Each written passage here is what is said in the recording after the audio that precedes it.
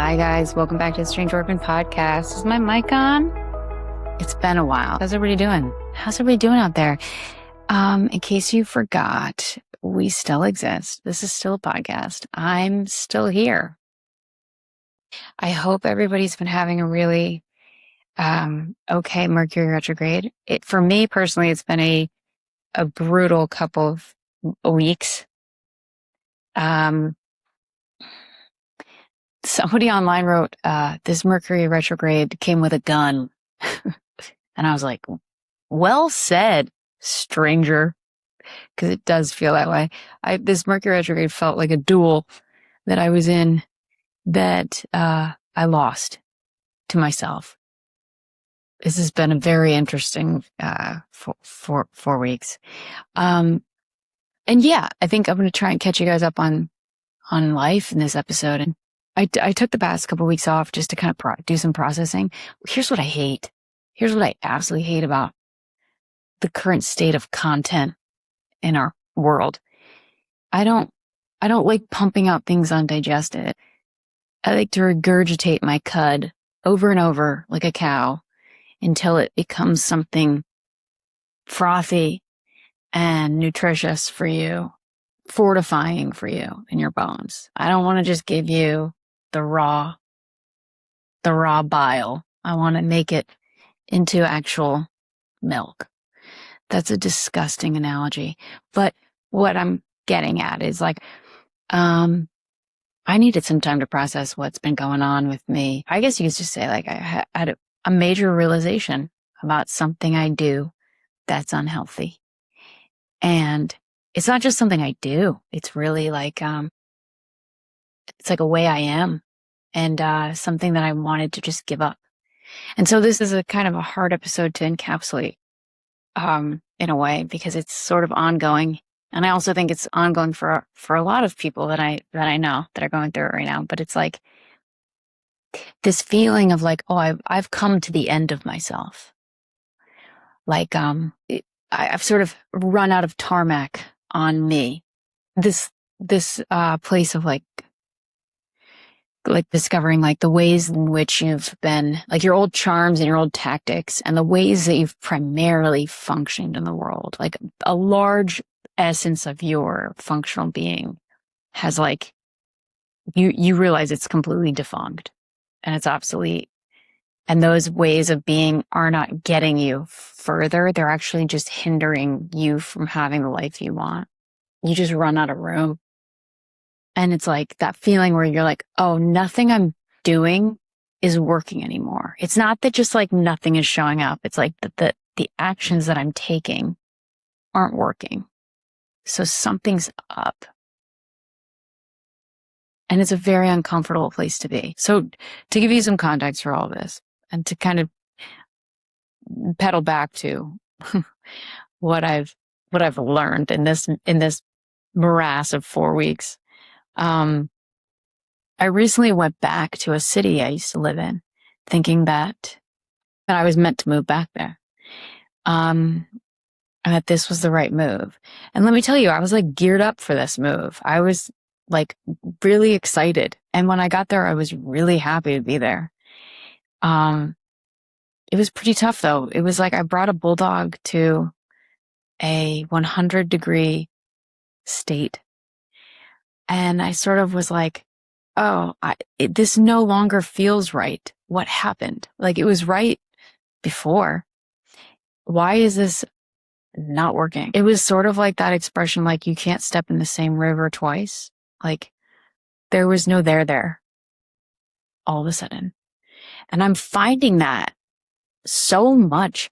I think for a lot of us, change is happening at a rapid pace for so many of us that if you were to go back to something that worked for you even just like a year ago, it's no longer the case. It's no longer a place that will work for you in that aspect. I think a lot of us are changing very, very rapidly.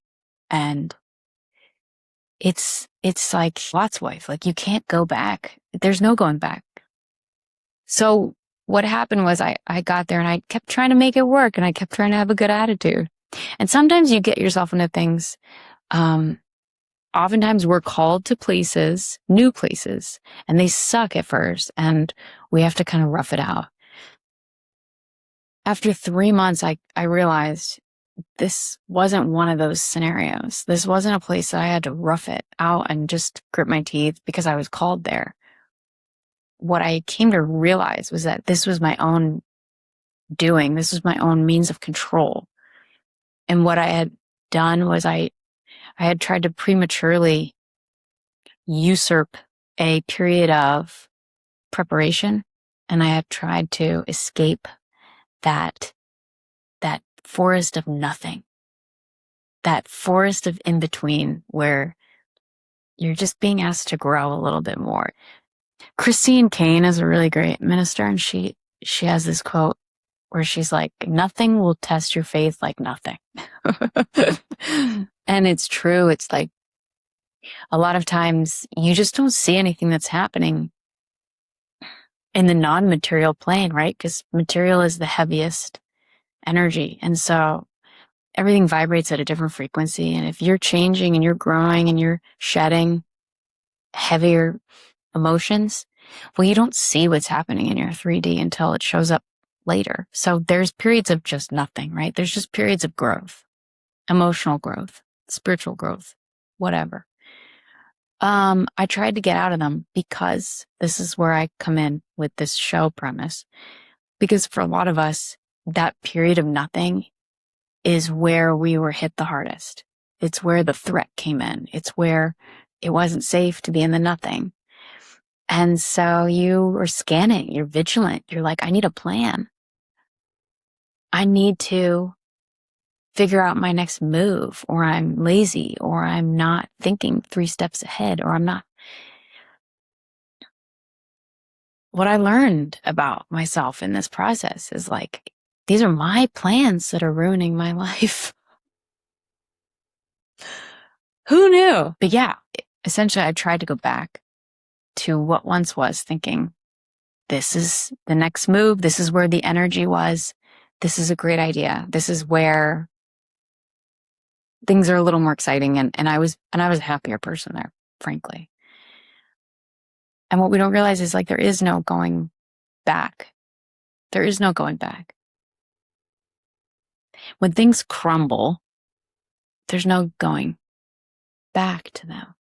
And I think I've spent so much time, when my life kind of like did a life collapse and I came out of one career and I moved into another, and all these things were transpiring and happening at the same time, and just devastations. And you tell yourself, in order to like stabilize, like, I'm going to get back to normal. I'm going to get back to. And that's not the right way to frame it in your mind, because you're not going back. There is no back. Like, I didn't know until recently, like, the reason it all crumbled is because you weren't supposed to go back to it. Like, we tell ourselves we want to get back to normal, but there really wasn't a normal. There was just like a version of you coping desperately to be in that state. So there's no going back. And back probably wasn't that great, is what I've come to learn. And so I had a whole breakdown on just like really reevaluating how my attempts to fix my life are actually ruining it. I think this happens a lot around 37, 40. There's a point where like your ego starts to really battle with your soul. Brene Brown talks about it a lot too. It's like, she calls it like the shakeup. And basically your old identity, this old version of self, it just can't come with you to where your soul is dragging you to. And so you wind up in a duel with yourself. It's like, one of you's got to die, and it's not going to be your soul. It's not going to be your soul. So slowly you start to run out of landing strip on yourself, and slowly you start to kind of just like crumble to your knees, and you're like, I have no more plays in the playbook. I got nothing else. And if you still try to force things at that point, it just becomes a bigger crisis. Like, that's when you start to like lose, your hair. And this is primarily when people lose things that are no longer aligned. You lose your marriage, you lose your career, you lose your friends, you lose friends that just fall off. You lose identities that you no longer can buy into. It's like, oh no, I've taken this clown car of coping mechanisms with me as far as I can take it. And I'm just dragging all these old behaviors and old coping mechanisms around, exhausting myself and exhausting all these routes that don't work anymore.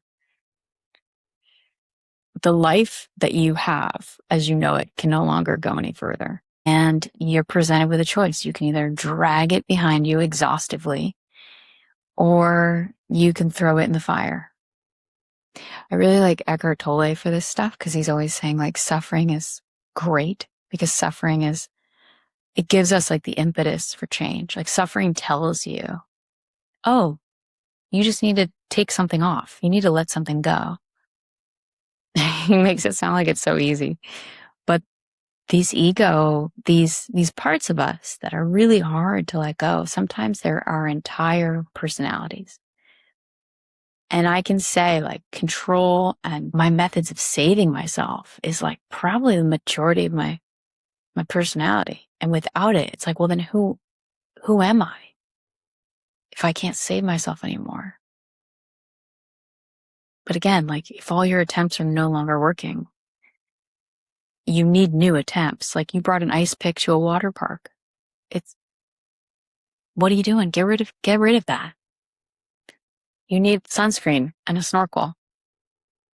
But this isn't easy stuff to do. Like if your instincts has always been, oh, I have to save us. I have to get myself out of here. It's going to be so hard to sit in that discomfort of, I have to allow something greater to talk to me and to tell me, or to just something greater is going to come through and meet me where I'm at. And it's not going to be my force. It's going to be like something through grace. And that is a concept that isn't easy for the wounded, like allowing the grace of a higher being to meet you in your life and give you some sort of open door.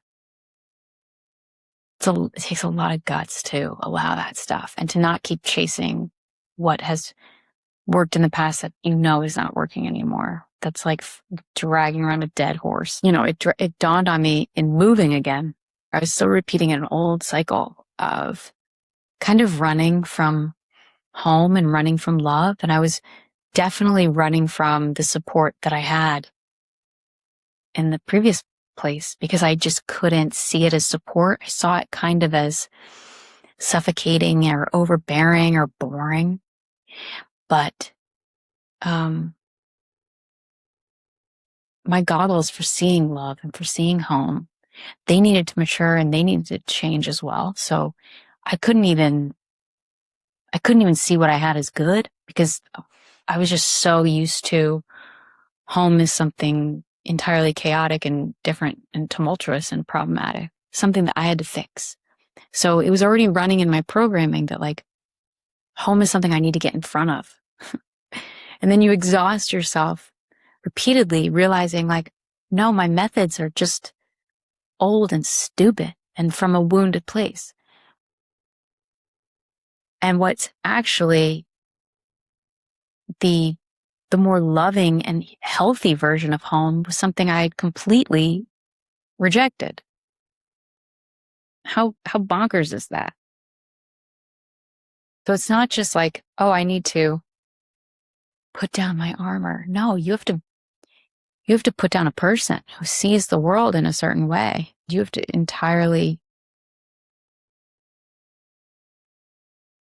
to become a different person. It's like once you've exhausted all this stuff, you're like, oh, I've outgrown myself. I've outgrown this version of my life. Because I don't have the energy to try any more attempts. I'm fully surrendered to what wants to meet me where I'm at now. And I've also resigned to the fact that it takes a lot of faith to just be, and to just be in the unknown, and to not be planning your next move or feeling like you need to run to the next place, to not just like feel like you're a sitting duck all the time, which I'm sure a lot of us do when things are kind of like quiet waters. Like laying down your armor when it's not serving you anymore is a very, very frightening feeling. It feels very vulnerable and disarming, and you can kind of feel a little bit like you're in the void, where you don't know what your new armor will be. And what I've come to realize is like, you don't need to be fixated on armor at all. Your vision needs to 360-degree change to like a different department. You need to be thinking about like love, and is this an environment where I feel loved and supported, and where I feel calm and peaceful, and then I can be in tune with myself. And so I feel like I've kind of been running in this hallway between these two people, and I just want to pick a door and shut the door on the other one. And that, that comes with grief too. It can feel really quite strange leaving an old self behind a shut door. There's actually a German word that is called like the shutting of the door, the panic that comes from the shutting of the door. It's called like Schloss panic or something. I gotta look at it. Wait. Yeah, it's called like Torchloose panic. Torchloose panic. It's the panic of the shutting door. It's a perfect word. There's that feeling of like, I don't think it's exactly the right word for what we're talking about. That's more of like the panic of like time is running out, like you're aging. But I'm using it. I think it works. I think it's like there's a period of time that's ending and there's no going back to it. And whether it's a version of yourself or a time frame that you don't want to entirely close the door on, I think the most important thing is like these transformations. It's not, they're always going to happen. Like we're always going to be in this stage, right? And then there'll be another one and there'll be another one. But this is really a pivotal time to say, am I looking at this situation through the lens of my heart, through the lens of like faith that something good will meet me here? Or am I looking at the situation through the lens of how can I control this? Essentially fear. How can I get in front of something that I don't know where it is, but I feel that there's something I need to get in front of? How can I overwork myself to the bone, right? To like get the leg up. And with so much change happening and so many people shifting from one life to a new life, that fear is going to be there, but it's not going to help you out. It's like taking the reality of the situation, whether it be the loss of a career path, the loss of a marriage, the loss of a family, the loss of an identity a little bit, the loss of a friend group, whatever. It's shifting out of like, well, how can I just get the new thing that's going to feel good? You know that feeling when you're nervously paddling to a new shore. If you can shift out of that feeling into how can I stay in the right heart posture so that the right new fill in the blank meets me here where I'm at. I don't need to chase it. I don't need to get an airplane ticket. I don't need to move my address. I just need to be still. And then I have to have faith that it'll happen. I need to have faith that that exists. Those things, they're not easy to do. These are like, it's like you need to constantly remind yourself. There's no going back to what you had. There's only going forward.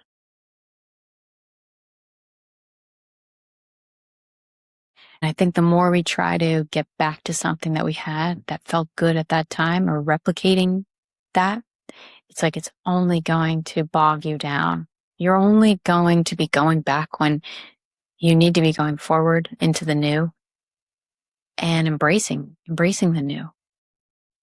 And doing that first requires like a funeral for your old self. No one tells you that the end of your seasons of waiting and wilderness and transformations, like, oh, now you throw yourself into the fire and you come out something new. Everybody talks about alchemization, and it's like, yeah, I thought I was just supposed to cry for a little while, and then I would just like pop out and be like, I'm good now.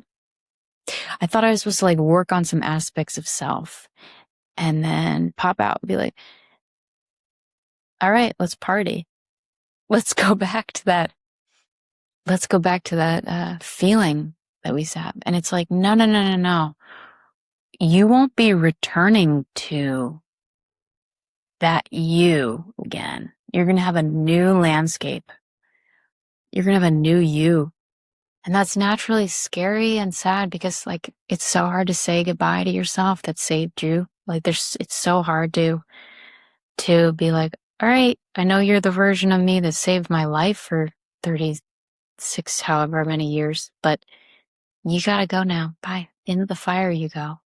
How awful, right? I see it sometimes where it's like, I'm in a duel in the dressing rooms. I'm a millennial. We're the best. But I go into a dressing room like a person with multiple personalities. I don't know how to dress myself anymore. I don't know if I'm like a woman at Eileen Fisher who just wants to be casual and open an art gallery. And I don't know if I'm like a tartish little Gen Z preteen. I don't know if I'm Zoe Kravitz. I don't know what I'm doing. Every day right now feels like a person with multiple personalities. And I hope that's a part of the process and I'm not just extremely messed up. I don't know. But I've stopped shopping for a while just because I'm like, we need to figure out who we are before we spend any more money. I'm not wasting any more money on tennis skirts and Vans. Who are you? So I'm done doing that. But yeah, it's definitely been a strange period. That's for sure. I do have some advice for it. You know, I took a little bit of advice. I hate giving advice. Like I have any. Sometimes I even feel like doing this podcast. I'm like, I don't know anything. Really. I really don't know anything. I want to make that very clear. We should put this at the top. I don't know anything. I'm just sharing what I've recently, again, dissolved in my gut and regurgitated back up for you. Like the frothy byproduct with love, right? These are just thoughts. So some advice if you're in this place where I'm at, where you don't know what clothes to wear anymore and you don't know how to stop freaking messing your life up with control and you just want to get to the new thing, but you keep feeling like you're spinning your wheels. You're just tires on cement. Okay, I hear you. So here's some advice. I think the first thing that I would suggest is to stop forcing outcomes. I would say stop doing stuff. Like, because the odds are you're working off of a spreadsheet from the past, right? So like me going back to a former city is a spreadsheet from the past, right? These are stats that worked. Well, they worked 2 years ago. The amount of growth and progress. I mean, if you're listening to this podcast, the amount of growth and progress we're doing on a soul level, that's going to put you who knows where, but it's not going to put you in the past. So stop planning things. Also, you don't have enough information yet. I think the whole point of being in a period of growth is like, we don't know what the new thing that's going to meet us is. It could be a baby. It could be a new relationship. It could be a new job. It could be a lot of things. It could be a completely new interest that you don't know you have yet. You're basically being assigned a new set of cards that you don't know what they are yet. And so unless your current circumstances are truly painful and agonizing and harmful towards you, don't do anything. Don't move out of them. Just be in the discomfort of the of the unknown now. And don't waste your energy. Do nothing. I'm going to do a whole episode on this next about energy, about how we waste our freaking energy out of pure discomfort.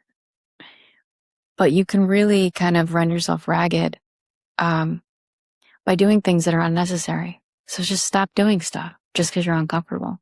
Deal with it. Just sit still. I'm talking to myself right now. And then like get comfortable with the potentiality of the new. I think, again, when a lot of things crumble, we have this instinct to say, well, I just need to get back to my old weight or my old program. I just need to get back to where I felt the best. And I think the better way to put it is like, what's the new good? What's the new version of feeling good? I'm 40 now, and I've never been 40 before, and I don't know how to do it. I'm trying to do it in my own iteration that feels right, but I'm also trying to do it in a way that's me not trying to go back to 32. It's a really strange thing. It's like I want to do what feels fresh and new and open, but I don't want to try to repeat the past. I don't want to try to repeat a place that felt okay for me. I want to really embrace the new stuff that's coming in, and the new, like the bigness of what I've been building my capacity for, what we've been kind of growing into. So get comfortable with new stuff instead of trying to go back to the stupid old stuff. Start that project. Do that business even though it's uncomfortable. Me pretending I know stuff, very uncomfortable. This, very uncomfortable. I wish I was a man all the time. I wish I was a man all the time. I'd have such a good podcast if I was a man who believes in himself. And get off your phone. The thing about downloads and the thing about finding new stuff, it really requires stillness, which is the whole thing we're uncomfortable with. But to get the downloads, you got to be still and quiet and calm and not freaking out like a little lab rat lost in the big city. So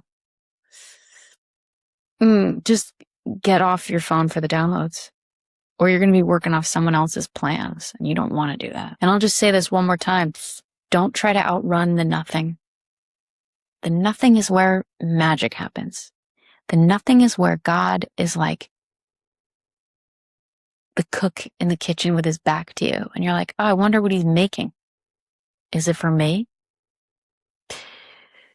And it's like, no, there's 3 tables in front of you. No, you're going to wait a little bit longer. But get comfortable with sitting in the restaurant, knowing you've placed your order.